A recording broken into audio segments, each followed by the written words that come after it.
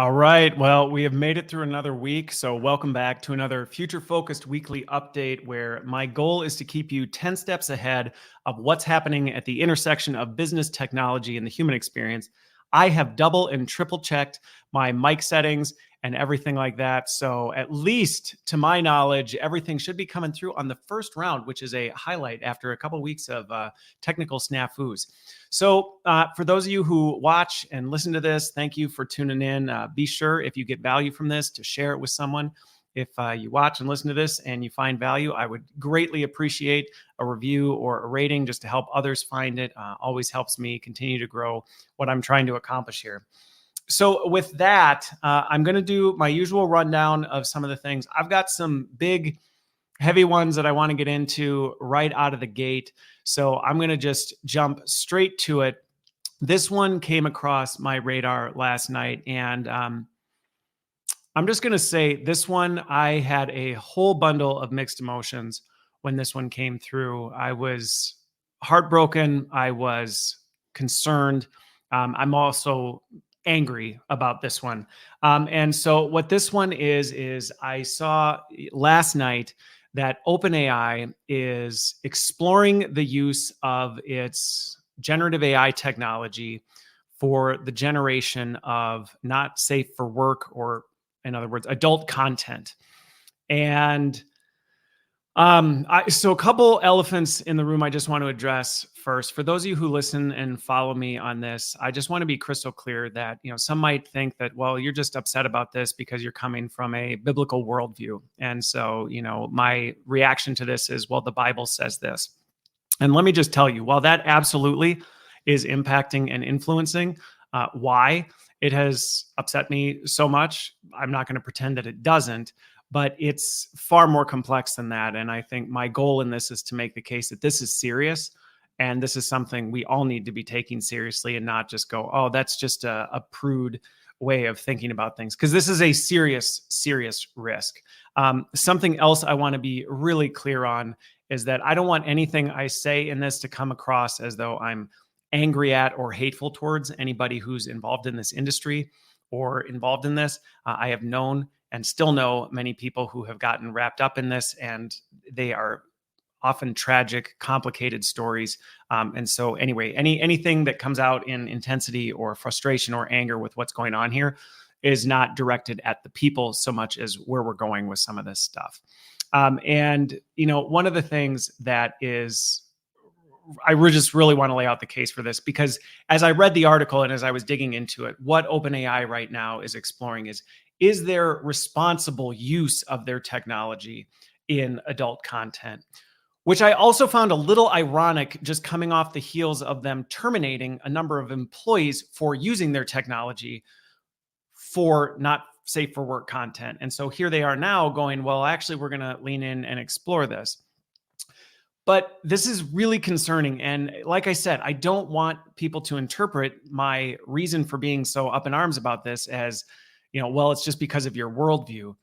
I'm really concerned because, what? I know lots of people who do not share my worldview on this that agree with me firmly that there is no responsible use of this. And there is countless data out there demonstrating that adult media is not a net positive. It's not a net neutral. And anybody who's listened to me for any length of time knows I typically almost always come into things going, well, it's more complicated, it's more nuanced, things like this. This is a topic where I will double down on. This is not benefiting anyone for us to start digging into how can AI accelerate and amplify adult content. There is nothing beneficial about objectifying people. It degrades intimacy and relationships. It is highly, highly addictive. And I think when we really assess this, we can pretty clearly see that this is like arguing for smoking. There's just not a net benefit. Now, to also be clear, I'm not coming at this from a place of self-righteousness. I can tell you firsthand, this got a hold of me when I was young. I struggled with it for quite some time before I got help, and by the grace of God, got out of it. But I'm telling you right now, this is dangerous, dangerous stuff. Now, I will be the first to say, I was not surprised that it was going this way. If you listen to some of my stuff in the past, I'm going to be on some future podcasts where I'm going to talk about this in even greater detail. It is not surprising that AI technology would start to go down the path of adult media. I was really disappointed that such a significant player was already going down this path. And for people who may push back on this and go, well, if OpenAI didn't do it, wouldn't just someone else go along with this? And perhaps, but this whole attitude of, well, it just kind of is a thing and we just kind of have to accept it. When we really see the destruction that this has on society and human beings, this is not something to tread lightly with or go, well, if they don't do it, someone else will. And the reality is, I don't think we realize how significant it is for one of the big players to get involved, because while some might say, oh, well, someone else would just come up with their own AI model to push this forward. It's a fundamental misunderstanding of how much time, energy, money, and innovation goes into building these models. It would be the equivalent of when the internet came out, if every web hosting platform had said, we do not allow adult content on our web hosting services. And then all of a sudden, Amazon Web Services suddenly came out and said, well, I guess we will. The floodgates it opens because the root technology that is capable of doing all this now suddenly opens up all these different apps and things like that. Another company in the adult industry couldn't just easily stand up its own powerhouse like OpenAI. So it moving in this, I knew we were going to move into the age of AI generated adult content and have been concerned about that for some time. The fact OpenAI is actively pursuing it and going, well, maybe we can see if there's some inherent value to this, or maybe there's a way we can spin this to be positive. Again, I am really, really disappointed that we are already at this stage, and I'm very concerned about where this is going to go. And I'm going to get into two things. One, why is this such a risk that AI is getting involved? Because again, believe me, I've been on the other side arguing the other, justifying it, excusing it, things. I've been there. So this isn't me sitting over here going, pointing fingers. This is me going, I've seen firsthand how destructive this can be. I've read the data. I have friends and know people who's had their lives destroyed by this. This is a cancer that we're talking about. And I think the thing that concerns me most about AI getting involved is, and I'm going to address one of the ones that I've heard in conversations with this, where I've had pushback and excuses, where people go, well, but the adult film industry, there's a lot of exploitation and things like this. Isn't it a net positive that we would have AI involved so that people don't have to be involved in doing this? And I've been in debates where that has been raised as a potential net benefit to AI being involved. But making that argument demonstrates you don't fundamentally understand what goes into this kind of stuff. AI, and I'm talking about the AI, because if anything, AI being involved in this may actually lead to more people being exploited by the industry and by this content, not less. Because again, perfecting these models is highly, highly human intensive. There are still people who are suffering from having to train the models that we have today, having to be shown and have to go through really, really terrible, traumatic content to have to filter through it. Because think about it, these models were trained not to go into certain things. In an open-ended model that's designed to go as wide as the ocean is deep, how do you think that technology was trained? Hey, but don't cross this line. Someone somewhere had to see that stuff and go, no, that's got to go. So when you think about it that way, now you're going to train highly specialized models to create toxic content, toxic media. You're going to now have to bring more people in to say, well, how do we train them out? Well, somebody's got to sit and watch all this stuff and review it and say, when is this a good example and a bad example? And so it actually may require even more people involved in the process than there were before, and a new demographic of people who are now having to be involved in this, who maybe previously you didn't need to hire for these certain roles. Now this new group of people, this new audience of people are going to have to be brought in to train these models on this specialty use case. So the argument that, well, maybe we can reduce how many people get exploited by this, that's actually a false pretense. You can't assume that, well, because the output may not have humans in it, then the way we get to that point will have less humans. In fact, it might be more. And that is extremely concerning. I think the other thing that's concerning, because again, some of the other pushback I've gotten to this is, well, it's already out there. It's already happening. Isn't it just natural progression for AI to do it? I'm I've known that that was probably the path we were going to take with it. But this is one of those areas where I go, I understand that more when you go, well, there's pros and cons, and it's a complicated, nuanced situation. With something like this, where we go, there's not a net benefit. Nobody goes, you know what really improved my life? Adult content. It doesn't happen. And any perceived improvements or benefits or pleasures that come from this are short-lived, and the consequences always outweigh any temporary benefits or satisfaction that comes from it.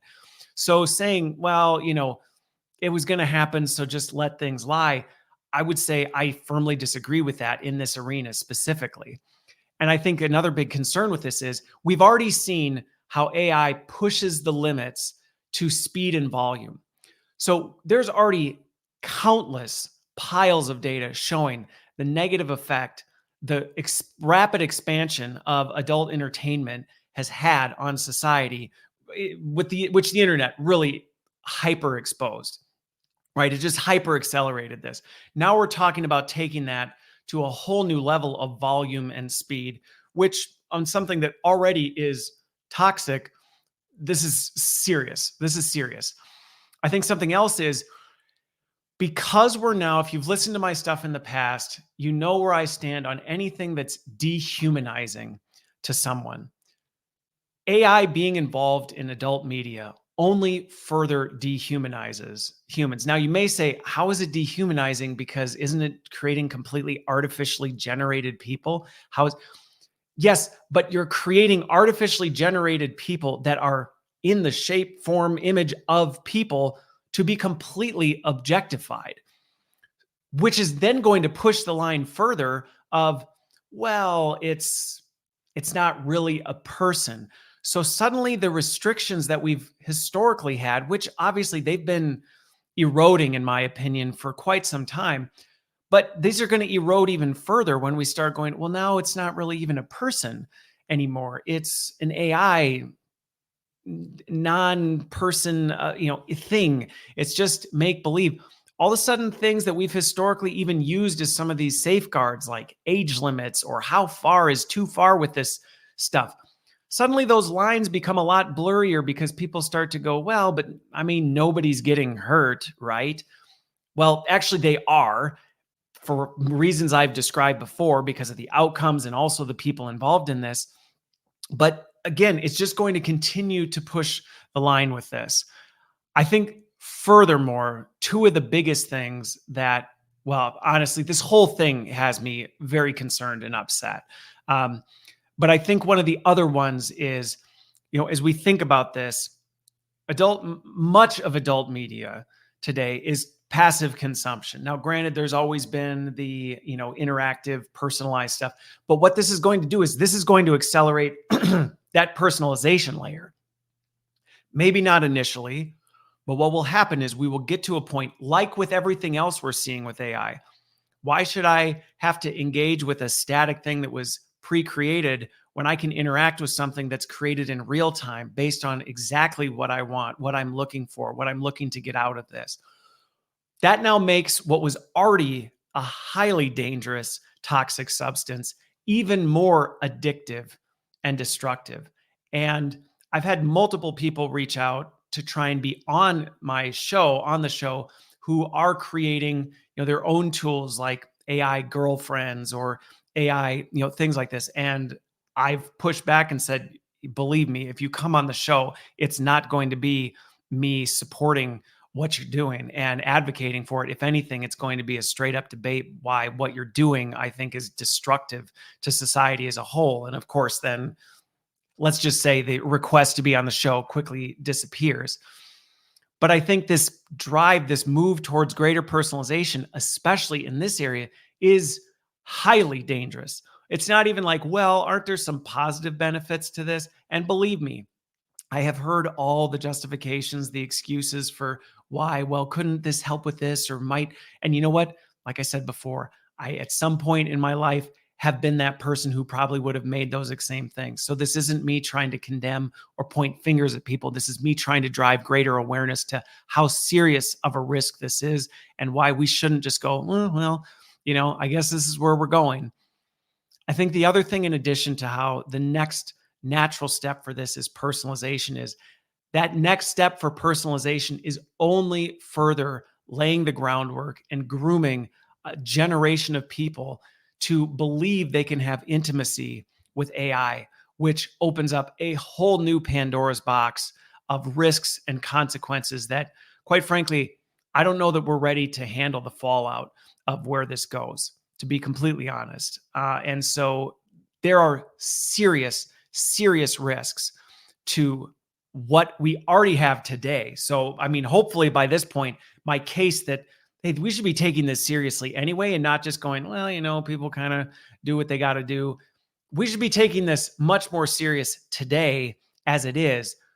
We should be far more concerned about this as we think about AI's involvement and what AI can do to accelerate, exacerbate, and just take to the next level something that we already don't have a handle on, that is already just wreaking havoc in society as a whole.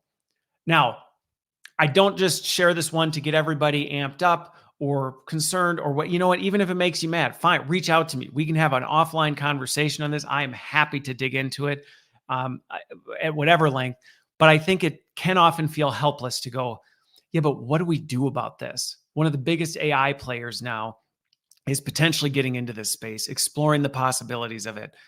Once that floodgate opens, it's going to open up a whole nother, that can feel very helpless. And I don't want people leaving this going, thanks a lot, Christopher, for scaring the snot out of us about what this might mean and feeling completely helpless to this, because there are things we all can do. And quite frankly, regardless of who you are or where you are or what you're involved with, you should be doing whatever you can to help push back the tides in this and help push back this one. So for this, first of all, one, if you listen to this and you're someone who goes, I don't think this is that big of a deal, everybody's doing it, it's harmless, things like this, I would strongly challenge you to reconsider. And like I said, you want to reach out to me personally, I'm happy to have an offline conversation.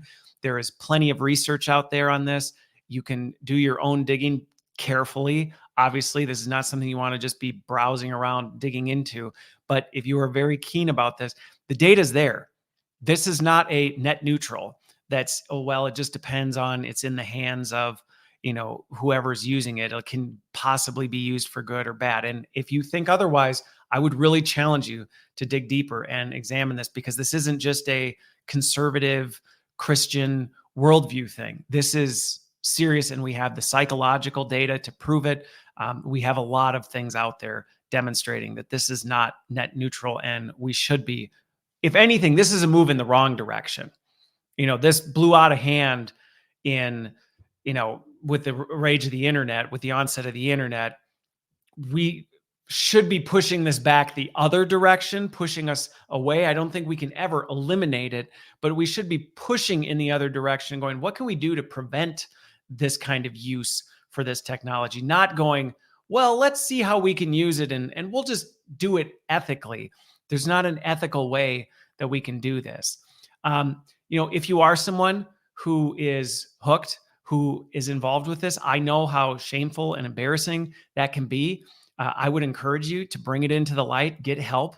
We need to talk about this more. I know this is a very taboo subject. Oftentimes people are like, ooh, I don't want to say anything. It's a little awkward. Maybe talk about it behind closed doors, things like that. But we need to bring this into the light. And if you're somebody who's struggling with this, get help now, because I'm telling you, this is going to get a whole lot worse. And if you thought you had control over this, if you thought, well, I've got it under control, it's not that big of a deal, it already is a big deal, and it's rotting you from the inside. But on top of it, it's going to get worse. And whatever control you thought you had, you will not have with this. If you're someone who's involved in this industry, get out.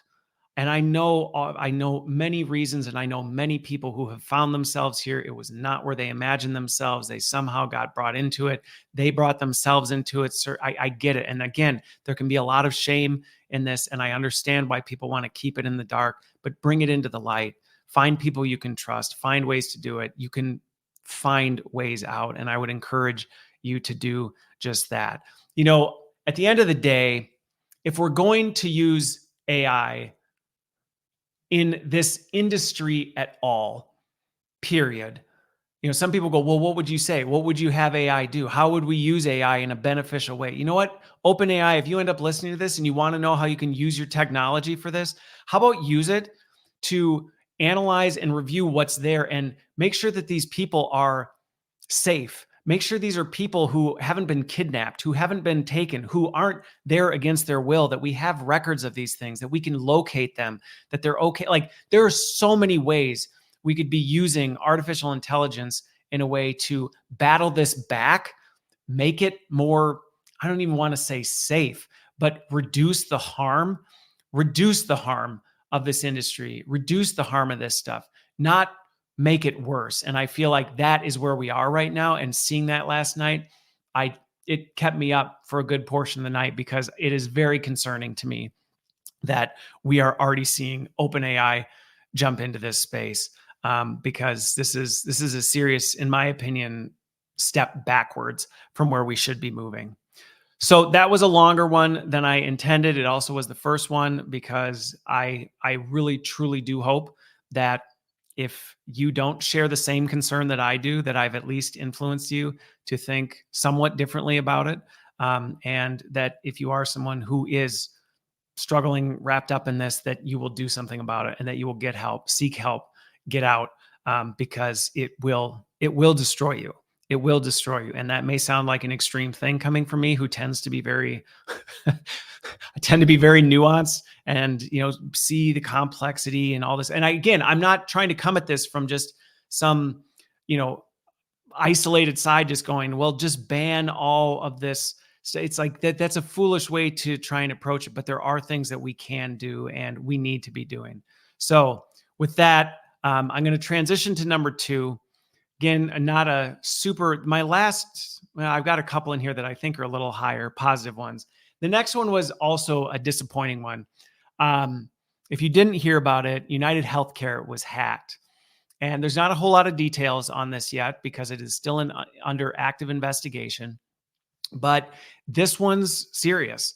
This one affects up to 1/3 of the US population. When you think about how many millions of people's health data is at risk because of this hack. And if I'm remembering the situation right, it was a ransomware type situation. They have already paid a bunch of money to this. If you don't know much about how ransomware works, it is a very complicated thing that, you don't always know the outcome. And even if you think, you've paid your way out of it, you don't really know what happened to the data. So we still don't know what the impact of this is. So if you are someone who has had interaction with UnitedHealthcare, if you're someone who has UnitedHealthcare, I would encourage you to, keep an eye on this.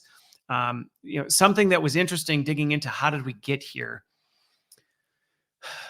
A lot of times when we think about IT security and things like two-factor authentication, or having strong passwords, or not simple things, not leaving your password on a Post-it note on your desk, or making it your spouse's birthday or her, first name, or thing.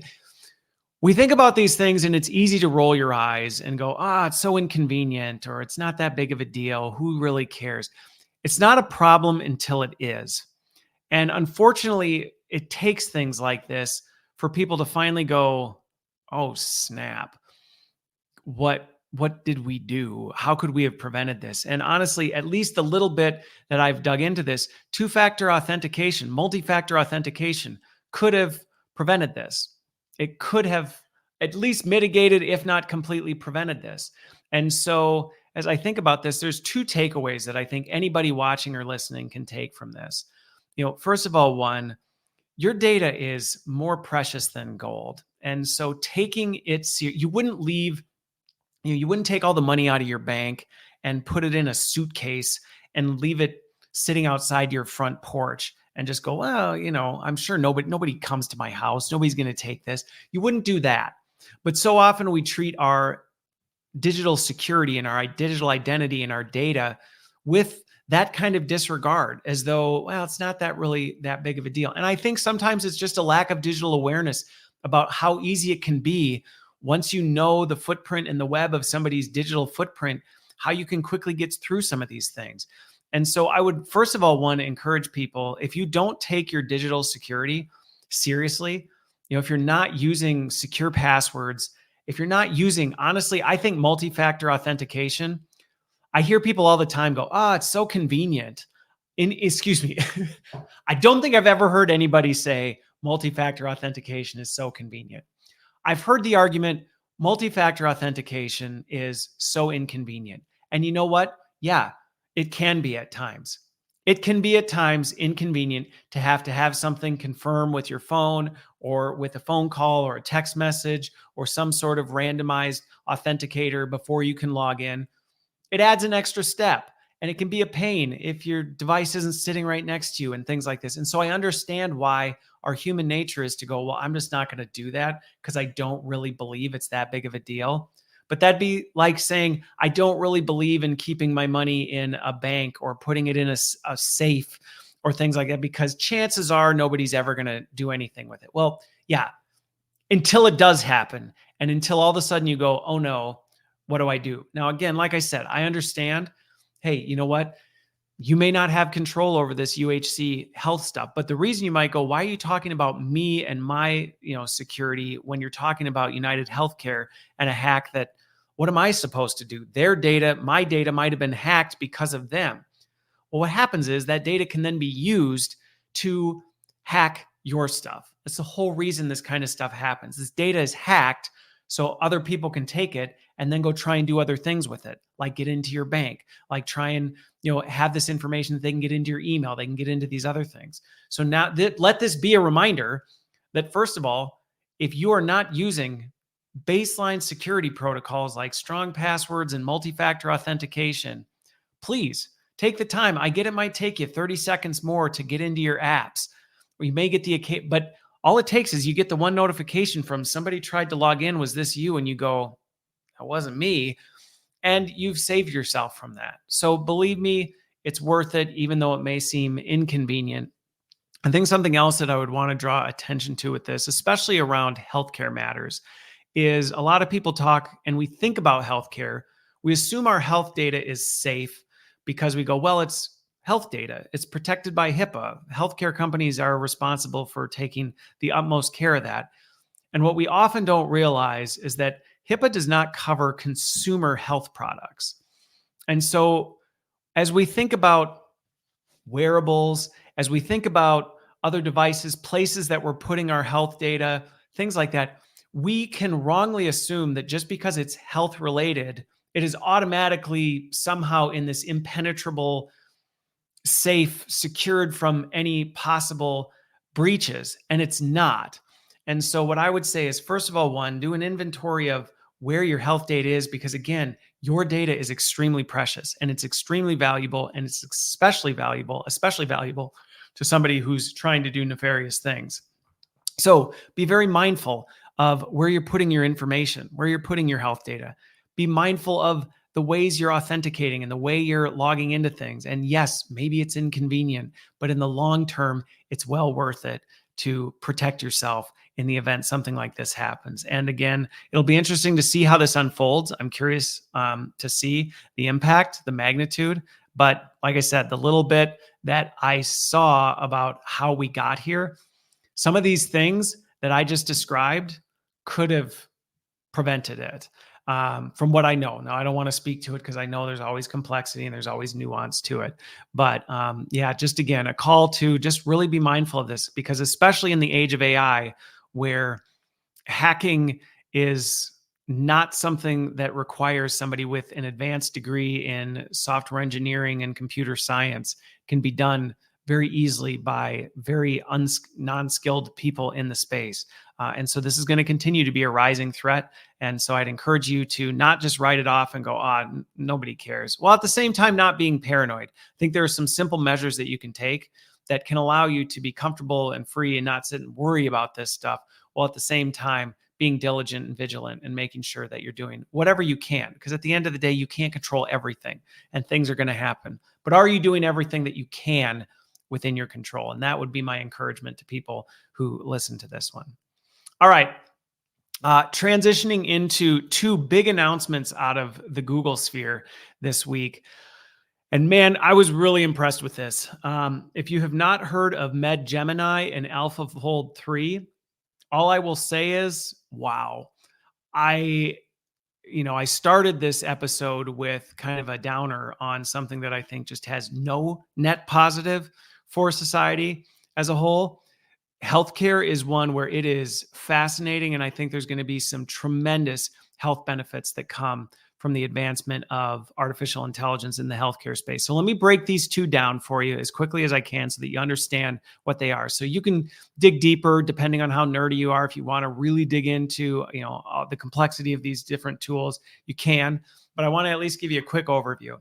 So Med-Gemini is, Google Gemini, which I've talked about many times as their Gen AI platform. Med-Gemini is their specially trained version specific for healthcare. So it is specifically trained on this. And one of the things that's a unique differentiator for Google's Med-Gemini compared to GPT's health version of this is it's also incorporating the online sphere, which I'll talk about the risk that brings. But what it does is it opens up the possibilities for how physicians and healthcare providers can diagnose and detect what's going on with people. So when you think about healthcare, if you're a physician, if you haven't been around the healthcare space, but chances are you've been to a doctor, you know that if you have an unusual or sometimes even a common thing, there you get asked a lot of questions. There's a lot of factors that have to be taken into consideration. Sometimes you might not even remember it. You might forget which medications you're on. You might forget about that last doctor's visit that you went for this. You might forget about this condition that you had because you've just kind of learned to live with it.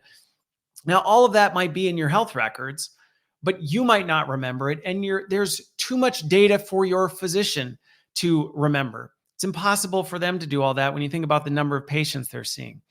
So as you can imagine, when it comes to you get sick with something weird's going on and you go in to try and get this diagnosed, there's a lot of misses that can happen and there's a lot of misdiagnoses that can happen.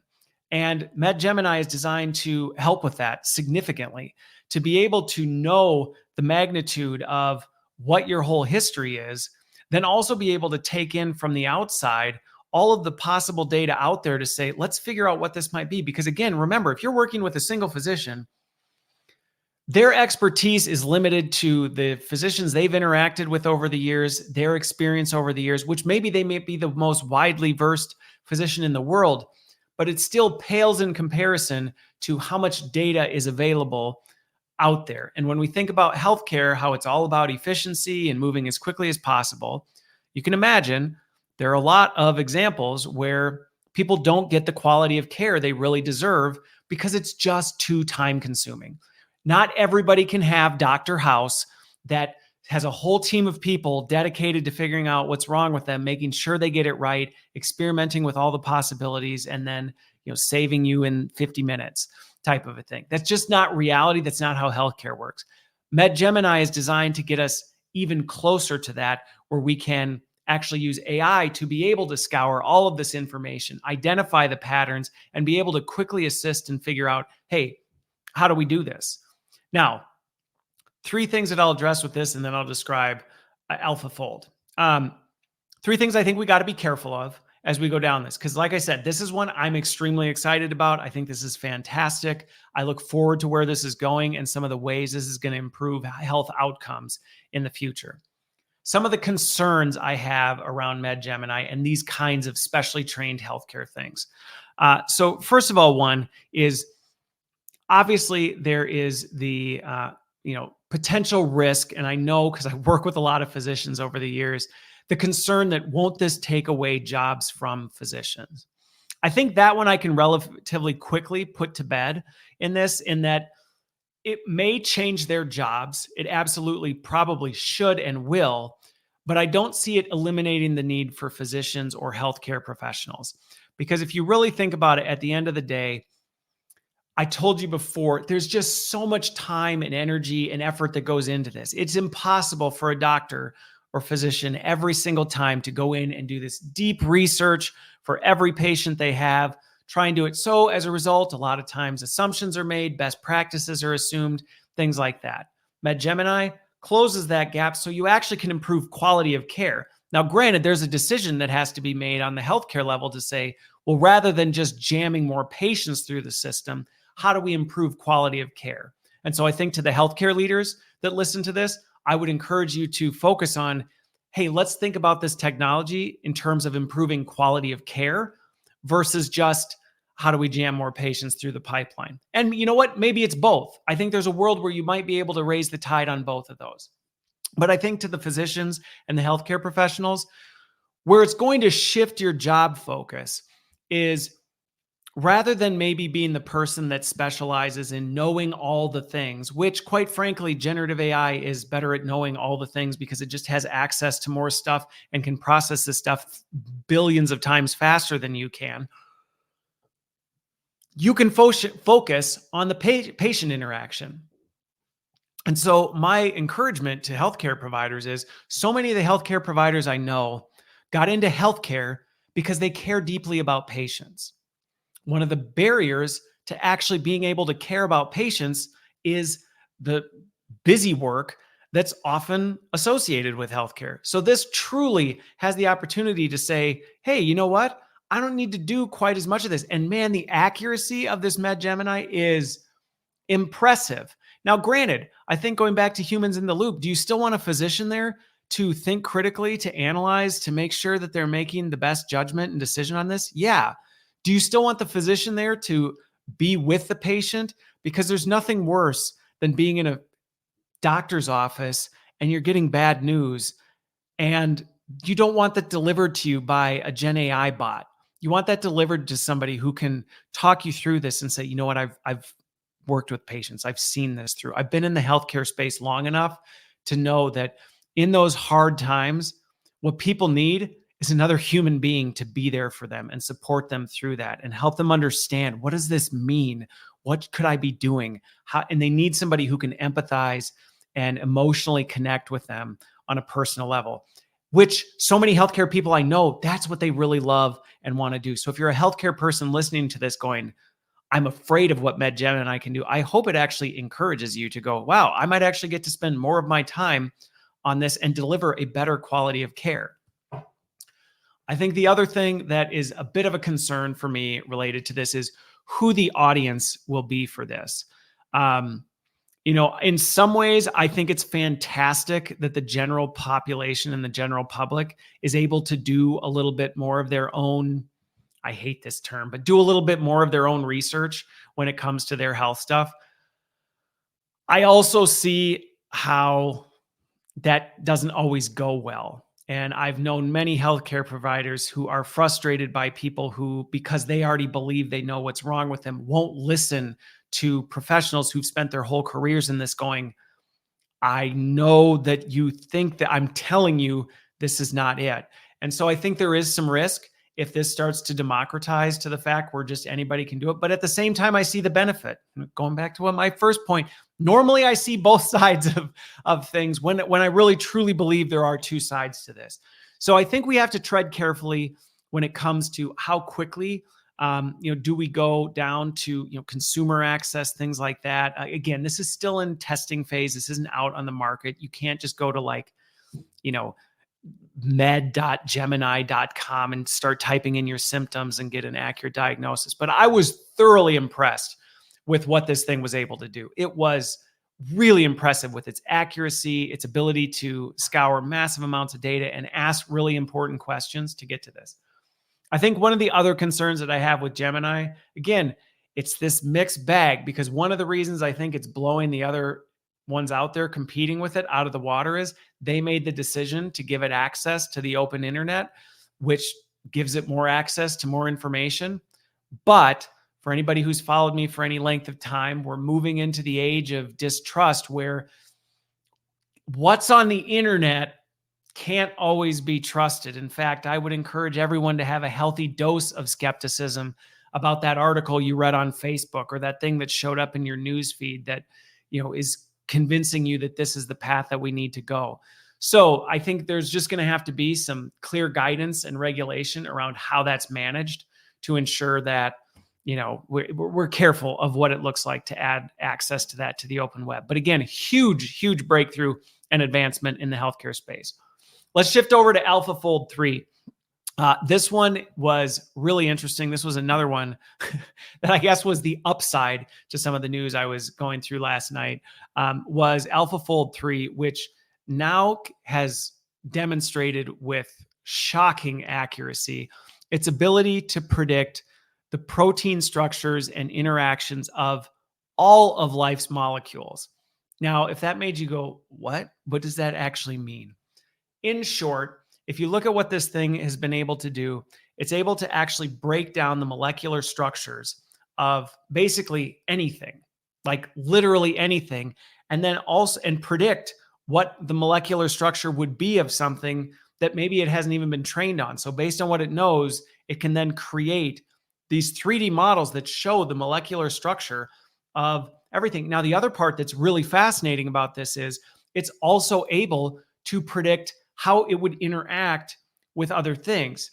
Now, if you are listening to this going, okay, neat. What I think, honestly, even in looking at the news articles and some of the comments on some of the stuff that I read, I think people are grossly underestimating what a huge breakthrough this is in healthcare. Because what this now allows us to do, if you have not been around the healthcare space, you may not understand how much time and work goes into determining, just let's use medicine as an example. If we create this compound, what happens when we try and use it on this? And what does it do to it? How will it interact? How will it change the molecular structure? What kind of impact will it have? You think about, first of all the research that has to go into even trying to make a prediction on this, years, months, sometimes years, just trying to come up with our predictions on that. Then to have to test and to do all this stuff because you really don't know, then just adds to the lifeline of this. This is where when I worked in pharma and people would go, I really wish we would get, medicines out to the market faster. When you really understand the complexity of it, it's not surprising how long it takes and where we may actually have treatments to things. And that's where when people say like, oh, these companies are just withholding treatments. It's like they may even have the treatment to something, but because of how long it takes to go through the process to make sure, is it actually safe? Are the outcomes that it produces better than any potential side effects? I mean, it's massive. So for AI to be able to predict this stuff, model this stuff, then actually accurately say, if we do this, what implications does it have that we need to take into consideration? You can start to, at least I can, and hopefully me explaining this is helping you see, we can start to look at, wait a minute, so we could potentially identify, viruses or cancers or things like that, and then be able to say, what if we did this? Or what kind of molecular structure would we need to use to combat this? How do we do it safely? You can just begin to start to imagine the possibilities of what we're doing. And when I dug into some of these things that used to take months, potentially years, we're talking hours, maybe days. So exponential timeline crunch of this stuff with accuracy that was shocking, to say the least. Now, granted, like everything I say with AI, is it some silver bullet that's going to magically, predict the cure to cancer in the next 2 to 3 years?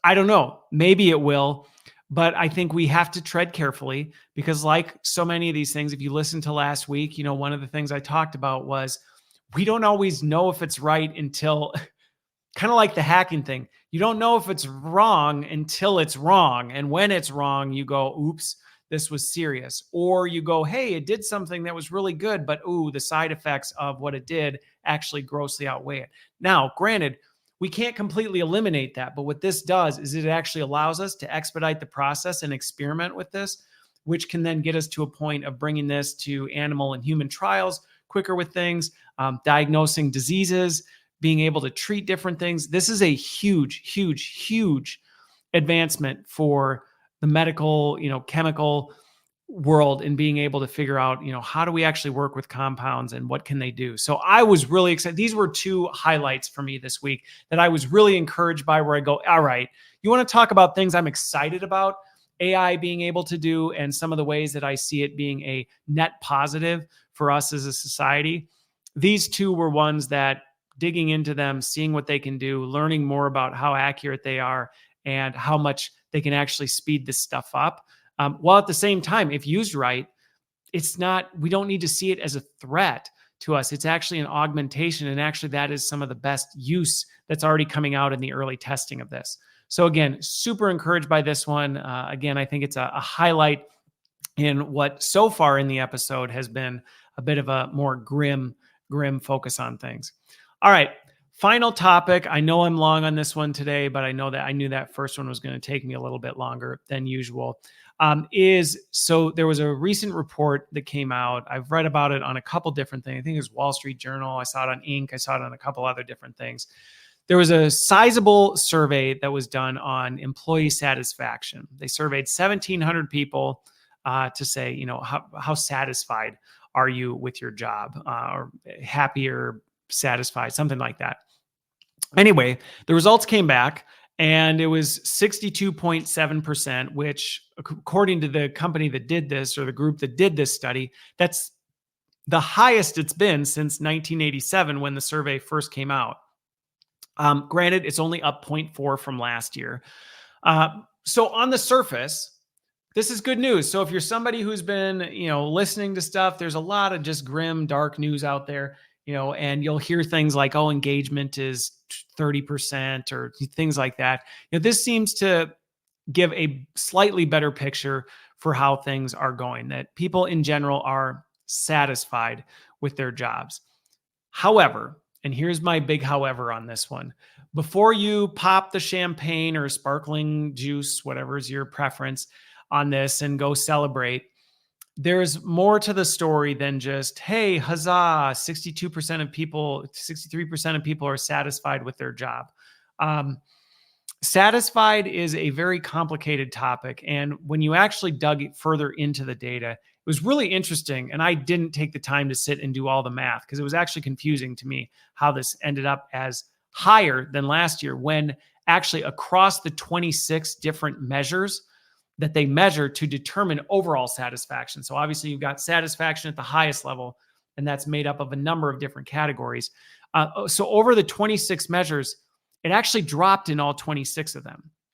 So somehow the overall rating was up, but the categories independently were all down. So we'll probably go back and take a closer look at this. But so again, more to the story, that first of all, one, don't think everything's great, everything's wonderful, everybody's fine. Because even still, 63%, that still means 37% of people are dissatisfied with their jobs, which you got to factor in. Some folks are never happy, so you take that out of the mix. There's still a sizable group of people who could be satisfied with their work that aren't. So I think for companies, it shows that there's still room to improve. One of the things that was interesting about this data was one of the areas in terms of priorities that was really interesting. So compensation, wages, actually dropped in terms of priorities for people. So they were more satisfied with wages. One of the areas that rose up as like contributing factors for not being satisfied was the quality of leadership and the organizational culture. So to the senior leaders, to any leader, honestly, to just anybody in the workforce out there, how you show up at work, the way you lead your organization, the culture you create, this is a huge factor. Now, even, at least according to this survey, it's more important than how much you're paying people. Now, granted, I would say that's a more complicated equation than just, oh, hey, you don't pay people and just make sure you have a great culture. That doesn't work either, going back to Maslow's hierarchy of needs and how that stuff works. But I think the bottom line is, for leaders, one, there's room to grow. Two, how you show up and the culture you create in your teams and in your organization matters significantly. Some of the other things that were a little bit interesting, well, actually a lot bit interesting, and looking at some of the nuance and the breakdown of the numbers, men were typically more satisfied than women were with their jobs. So I think that continues to show that there is still disparity between genders. I am not one to just stereotype. And so, I hate when people just go, oh, so men are happier at work than women. Like, well, okay, maybe as a general trend, which I think, again, goes back to leaning into some of these, where is this breaking down? Not everything is hunky-dory. And how, as leaders, are we leaning in to understand where that disparity is and what we can do about it? Well, at the same time, not making assumptions. And, as an example, you wouldn't want to just go, well, the dudes are all happy, so who cares I won't pay attention to them. I'll just focus on making sure the females are happy. And then going, what? Like that, you can't. So don't do that kind of poor leadership behavior type stuff. It's not helpful. But it was interesting in that. Another interesting thing that stood out was fully in-office workers were less satisfied with their jobs than remote workers.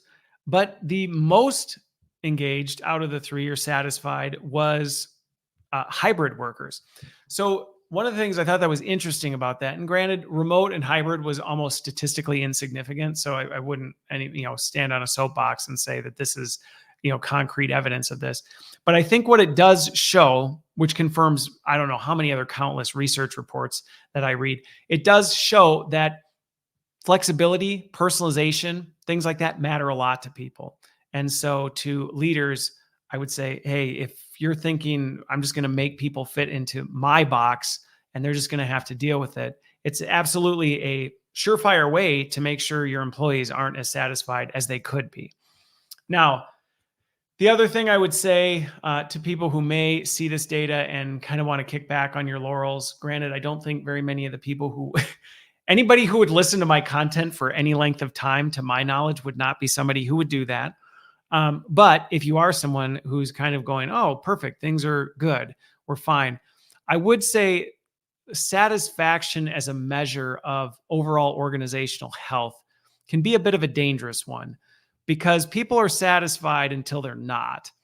And if you're banking on their satisfaction as your measure of organizational health or cultural health, that's a very vulnerable statistic. So that's just one thing I would say, is even for those who may be wanting to pulse or learn more from their employees about how they're doing, things like that, I would caution people to be careful about how much you lean into, like, well, are you happy with your job? I mean, depending on the day and time of day, you sent me a survey to ask me if I'm happy with my job, I'm going to answer that question very differently. So for anybody who's looking at getting into this, I would encourage you to find regular touch points, ways to do this, and spend time getting to know your people. Don't just read reports like this and go, oh, this is the current state of things. But one thing that I thought was encouraging, to end on an encouraging note, is there is no shortage of, apocalyptic, dystopian content out there telling us everyone's miserable, everybody's unhappy, everything's awful.